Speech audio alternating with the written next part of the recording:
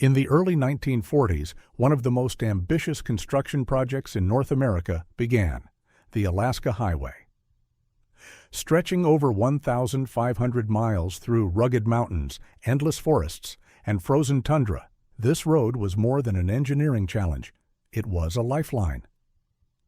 Built during World War II, the highway was designed to connect the continental United States to Alaska for strategic defense and supply. What made this project possible was not just manpower, but the rise of heavy machinery. Bulldozers, graders, and trucks worked day and night in some of the harshest conditions on Earth, carving a road through wilderness that had never before seen industry. This rare footage takes us back to the machines, the men, and the determination that built a road against impossible odds, laying down a path that still stands as a testament to human ingenuity and resilience. Welcome to Industrial Heritage.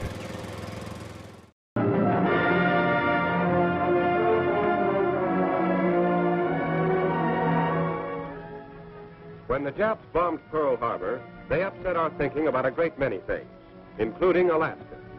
Most people, if they thought of Alaska at all, thought of it as a cold, rugged wasteland, of little value except for its gold, fur, and fisheries. Now, suddenly, it seemed to have considerable additional value, both to us and to the Japanese. And its strategic position was not comforting.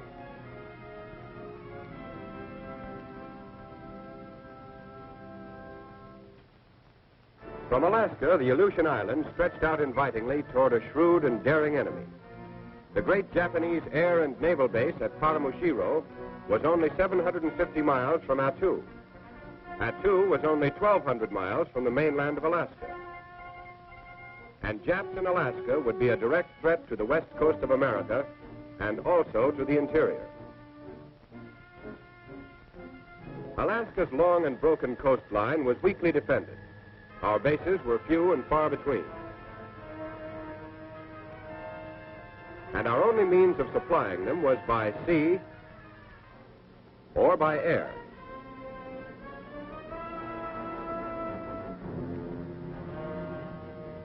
There was no overland connection across the wilderness of northwestern Canada.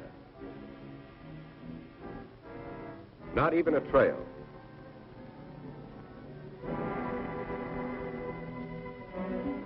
If our shipping lanes could be interrupted, Alaska might fall. The situation called for immediate action.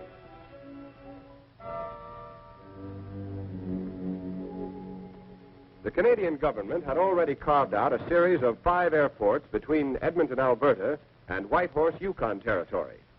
And there were other fields in Alaska between the Yukon border and Fairbanks. With Canada's consent, the United States War Department decided to build a military highway from Rails End at Dawson Creek, British Columbia, to Fairbanks, Alaska, to link up and supply these airfields and to provide emergency access to Alaska for troops and materiel. This highway would extend roughly 1,500 miles, about the distance from Washington to Denver. The frontier town of Dawson Creek saw the arrival of the 1st Army Engineer Troops in March 1942.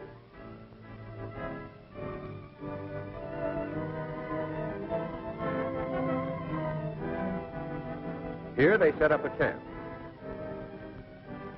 Enlisted men were trained in the special problems of maintenance and operation of tractors in the north.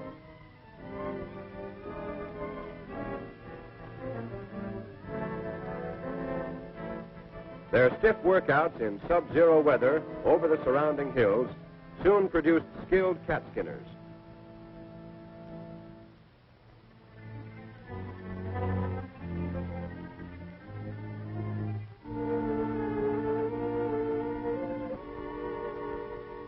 Before the arrival of additional engineer troops, these first troops moved out over a trail broken by the Canadian Department of Transport to Fort Nelson, where they established a base camp and began working northwest. Other regiments entered the Yukon through Skagway and established a base at Whitehorse. They began working both northwest and southeast. Still other regiments entered Alaska at Valdez and moved up to a point in the interior. From here, they began working toward Fairbanks and toward the Yukon border. In all, there were 7 engineer regiments, or about 10,000 men. Their immediate job was to break through a pioneer road, a road without frills, but a road which could be used to supply the airfields and to construct a permanent road later.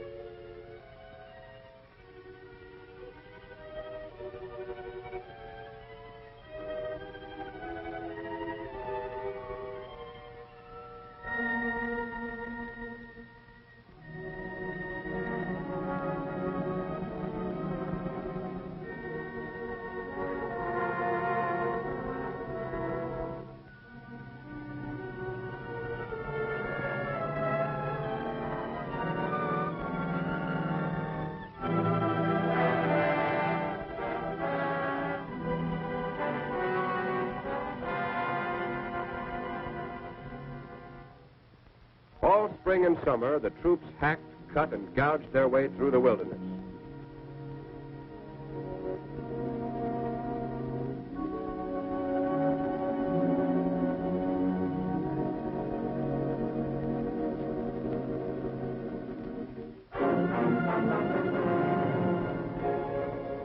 There were colored as well as white troops. Both did their full share.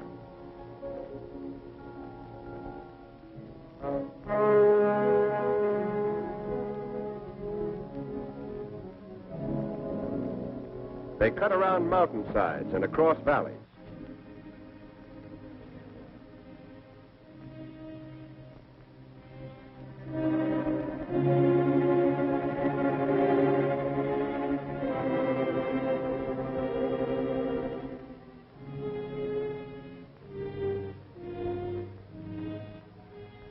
They corduroyed and filled over swampy ground.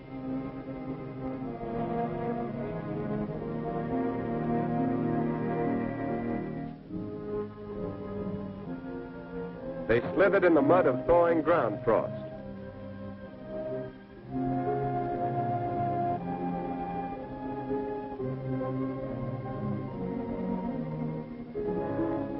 They built culverts over brooks and small streams.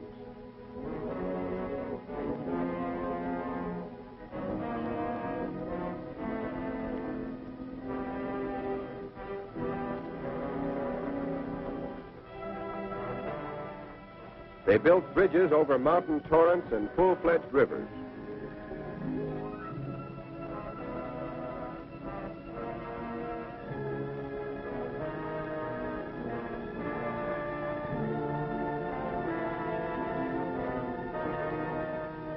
Finally, on the 20th of November, 1942, 8 months after the first troops plunged into the northern bush, the pioneer road from Dawson Creek to Fairbanks was officially opened. The freight rolled through.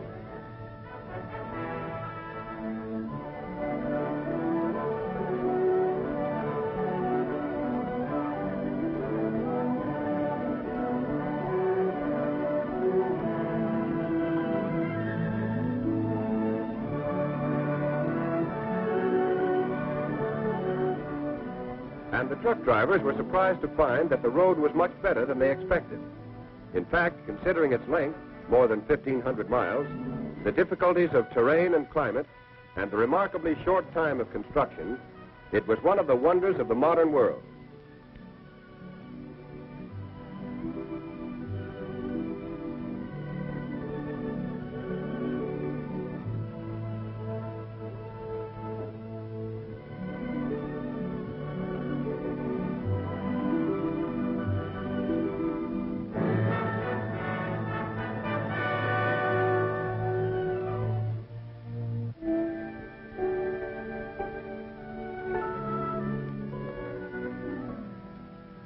Fairbanks, the northern terminus, founded 40 years ago as a gold mining camp, was already a modern little American city in the heart of the Alaskan wilderness.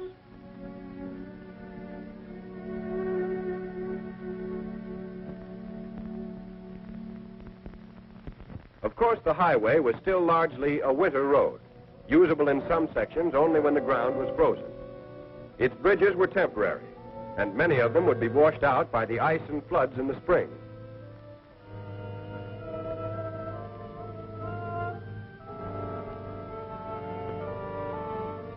Even during the winter, Ridges over active streams were sometimes covered by ice, and logs had to be laid across them and cemented in place by water to keep the trucks from breaking through. And there were other hazards. Active springs built up mounds of ice that had to be fought constantly.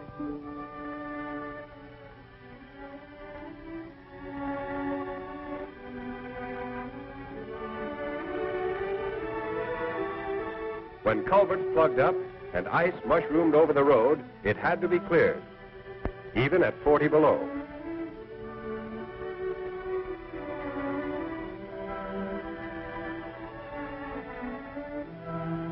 Or a truck might stall in a rut or ditch where ice was forming, and while the driver went for help, it would be frozen fast. At many points, the grades were too steep, especially when they became icy.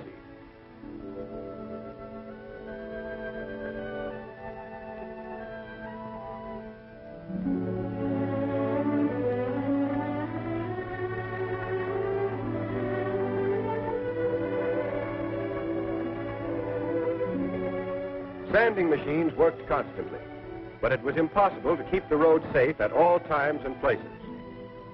Even on the best sections, if drivers relaxed for a moment, they might find themselves in a ditch.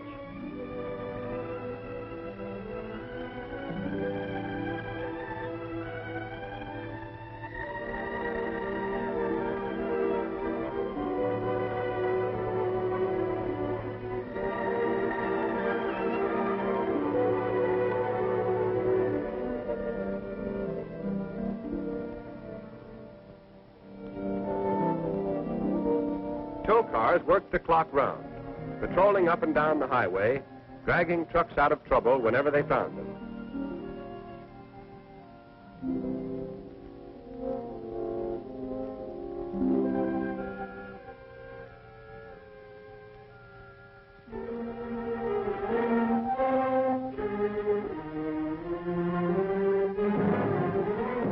Control stations established at 100-mile intervals were manned by quartermaster troops who checked over and refueled each truck as it came through.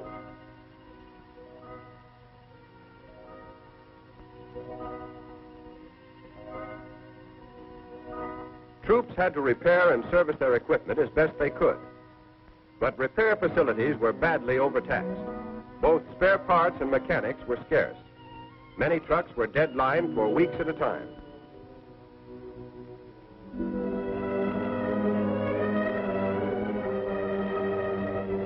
At the start, troops working on the highway had only tents for living quarters.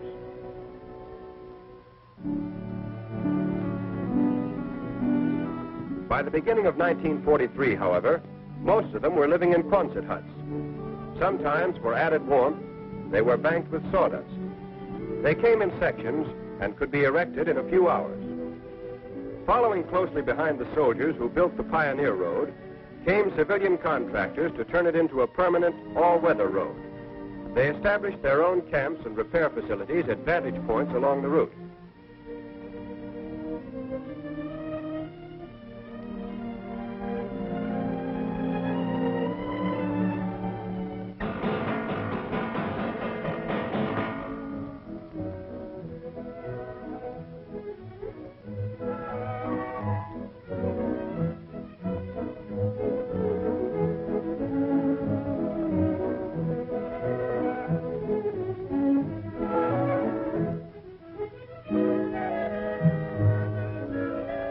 There were Public Roads Administration surveyors to relocate and improve the alignment of the road.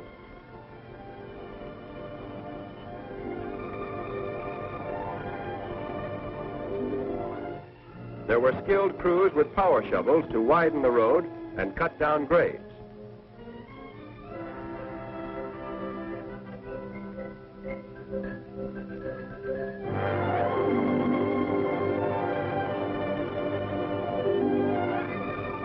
There were crews with trucks to haul gravel from the borrow pits, which were opened all up and down the highway.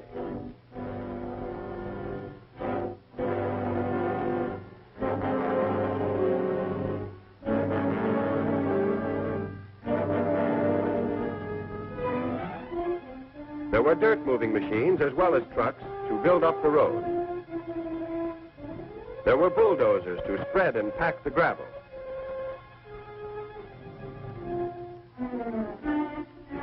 And dozers to dig drainage ditches.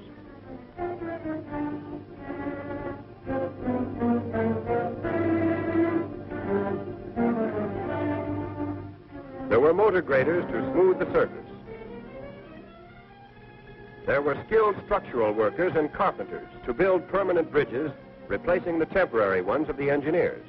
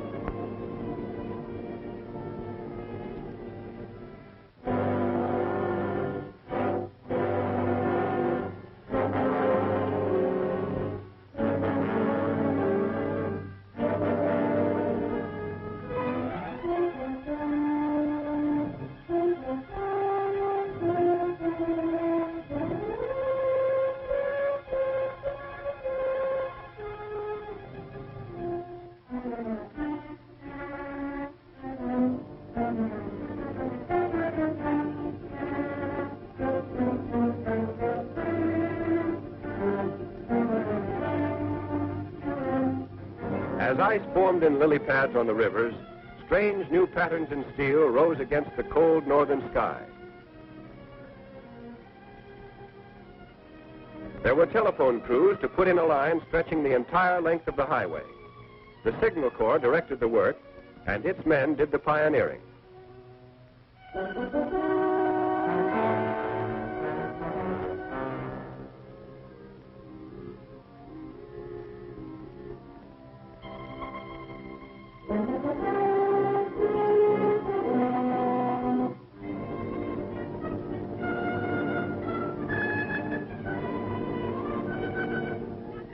All this activity demanded a constant flow of supplies, both up the highway and by sea.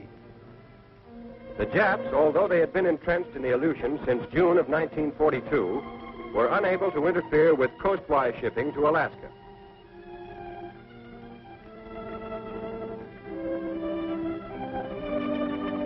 So it was possible to increase the volume of supplies moving in through Skagway.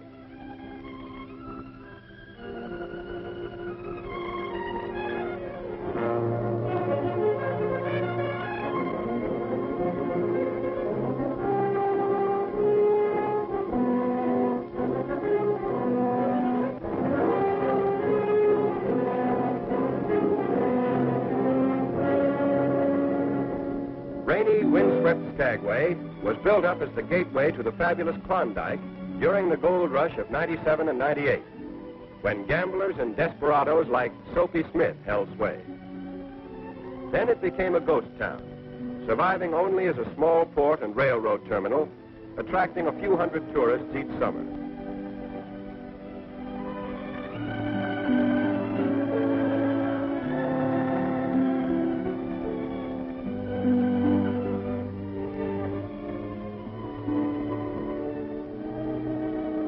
Suddenly it came to life again as a transfer point for troops and supplies for the Alaska Highway. Port facilities were improved and enlarged. The wharf was extended.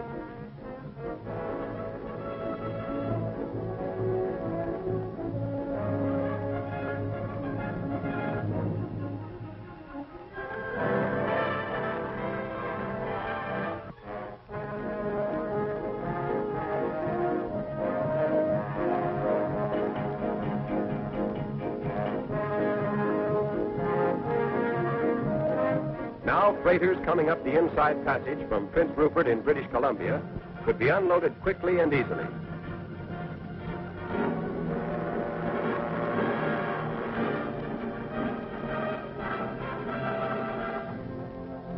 Barges could be beached and unloaded at low tide.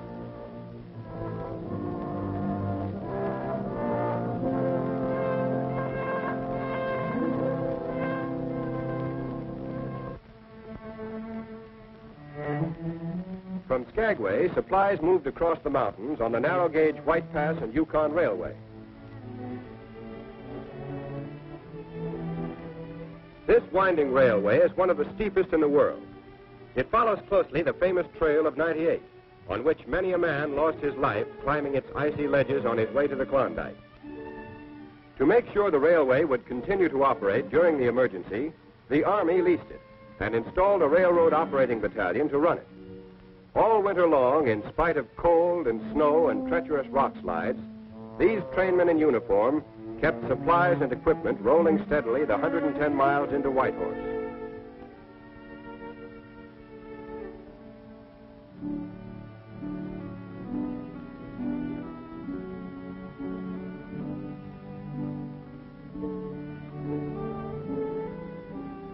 As an example of the railroad troops' devotion to duty, one engineer was awarded the Soldier's Medal for risking his life to save a train from destruction.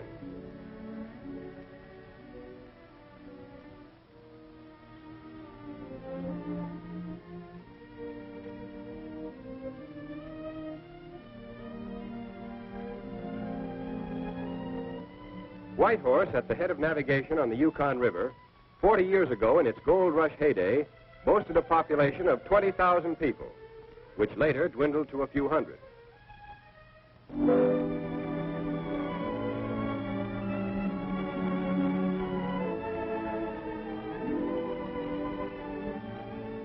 Now it was reawakening to the unfamiliar voices of soldiers and truck drivers and cat skinners.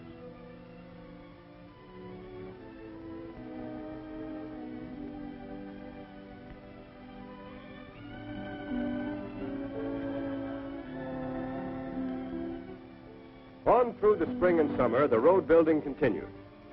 By now, there were 81 contractors and about 14,000 men scattered along the highway. Crews worked in 2 shifts of sometimes 10 and sometimes 11 hours each. Specifications called for a 26-foot roadbed with 20 to 22 feet of surfacing with gravel or crushed stone.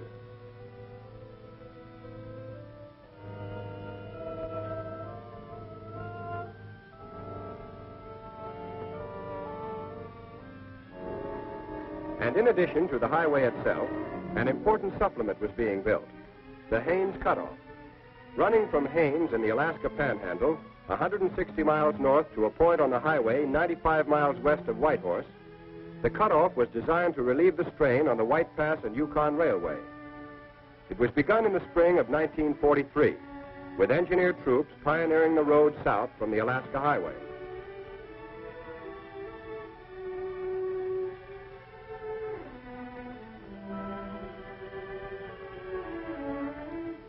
At the same time, civilian contractors started north from Chilkoot Barracks, an early military post which lay just outside the village of Haines.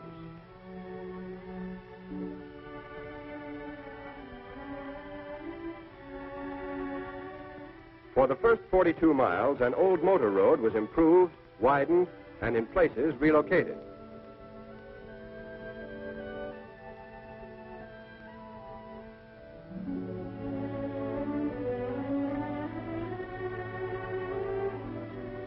On its way to the Alaska-Yukon border, this road wound through spruce and poplar forests, over cold mountain streams, and through a sleepy Indian village.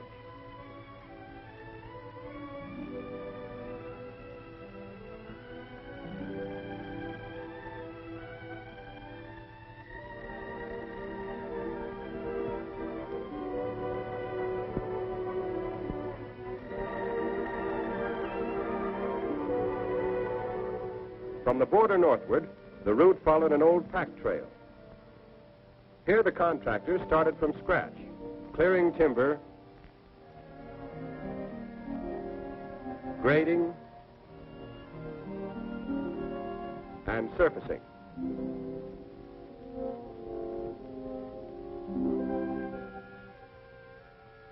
On reaching the pioneer road of the engineers, the civilian crews continued along it, improving and widening it all the way to the main highway.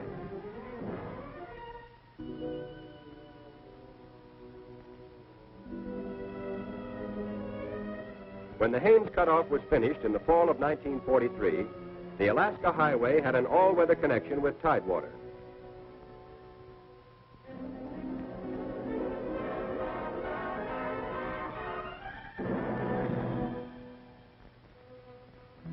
As the highway and the cutoff were nearing completion, so were the emergency flight strips being built by the Canadian Department of Transport and the United States Army Engineers.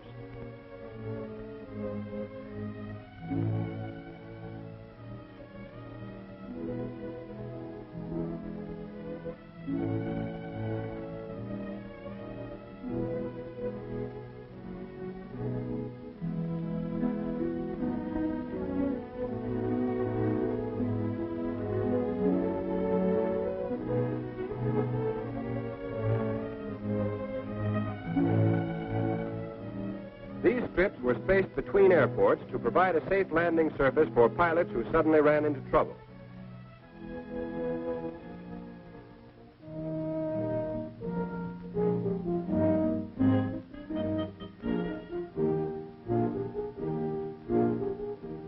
In addition, the engineers were improving the airports themselves.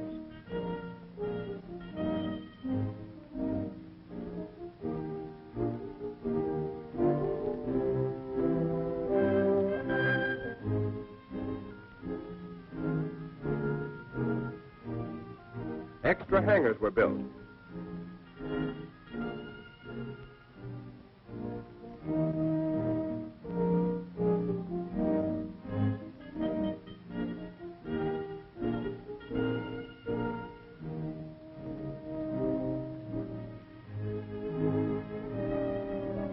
New runways and aprons were added.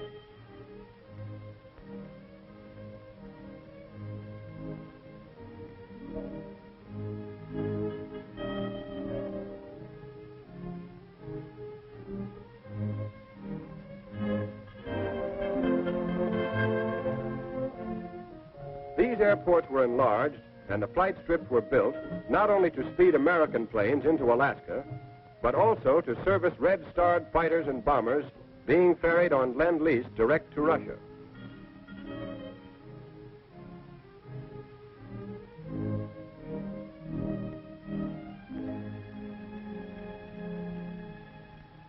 At the same time, most of the 86 major bridges on the highway were being finished.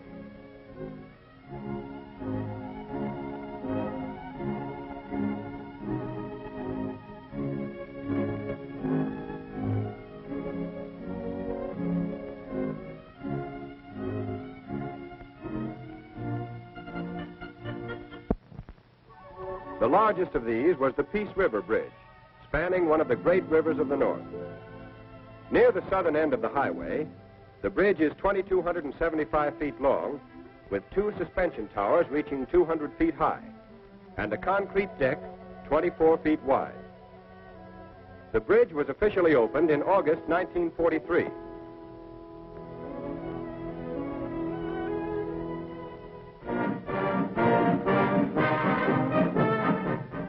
Soldiers and construction workers came from various sections of the highway. There were officers and officials representing both the United States and Canada. There were speeches.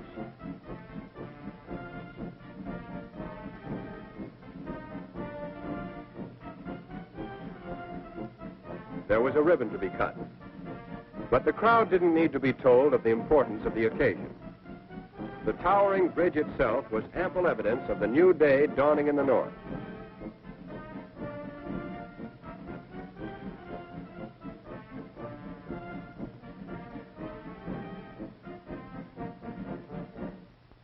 Now the lower half of the highway was finished. In all seasons, trucks from Dawson Creek could travel straight through to Whitehorse.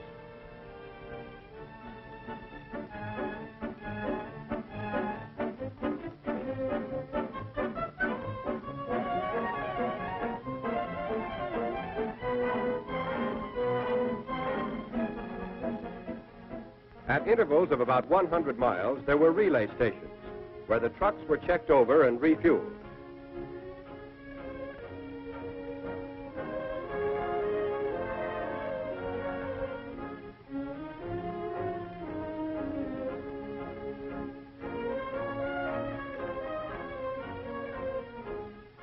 In the pioneering days, most of the fuel used on the highway was trucked from railhead at Dawson Creek or brought up the inside passage in tankers to Skagway.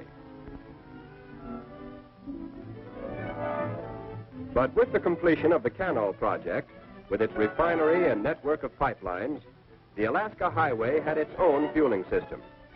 Oil from Norman wells was refined at Whitehorse, and gasoline was pumped through supplementary pipelines to all points on the highway from Watson Lake to Fairbanks.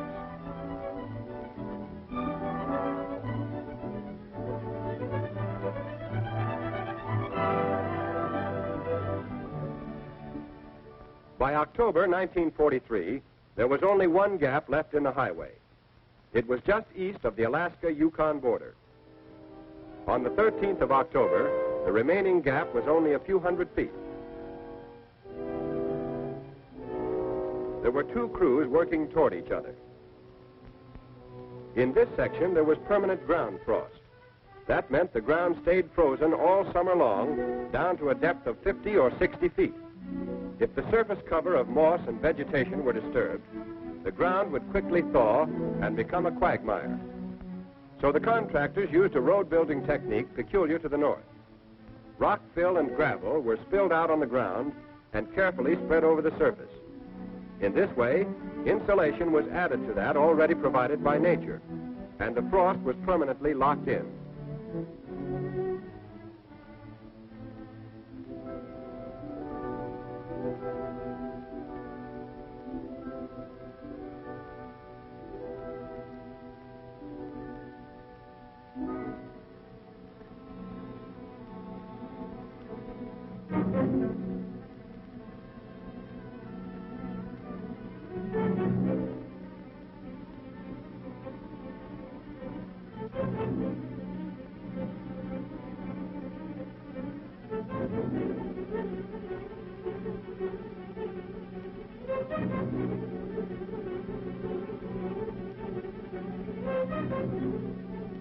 When the end was in sight, the truck drivers and cat skinners, the foremen and superintendents felt the growing excitement.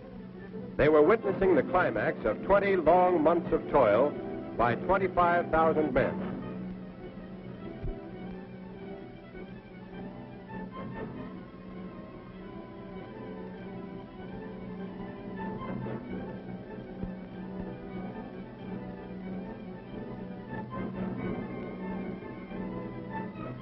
It was 6 o'clock. The sun was down.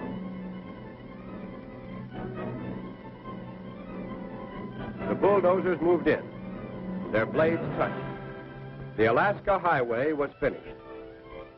A handshake in the gloom of an autumn evening marked the end.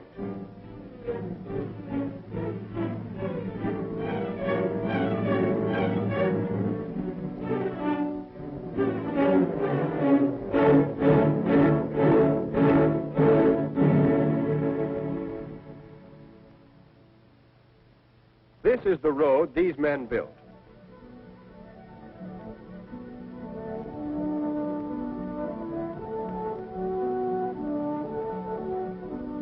And this is a good road, as good as any graveled road in the world, better in alignment and grades than any road of comparable length on this continent.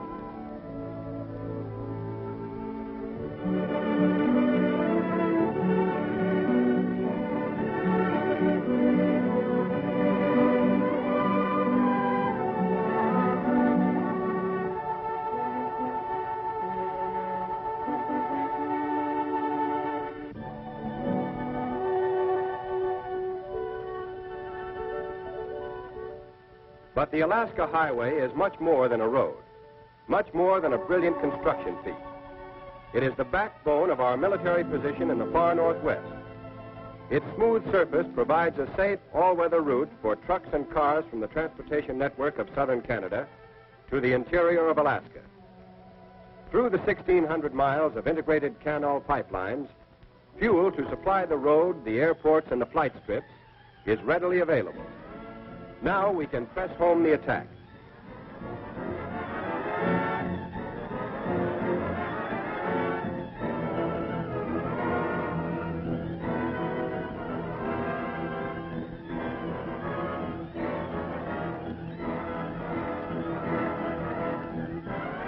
This is the road through the brooding wilderness. This is the wedge which has pried open the last great frontier of America. The key which has unlocked the treasure chest of Alaska and the Canadian Northwest.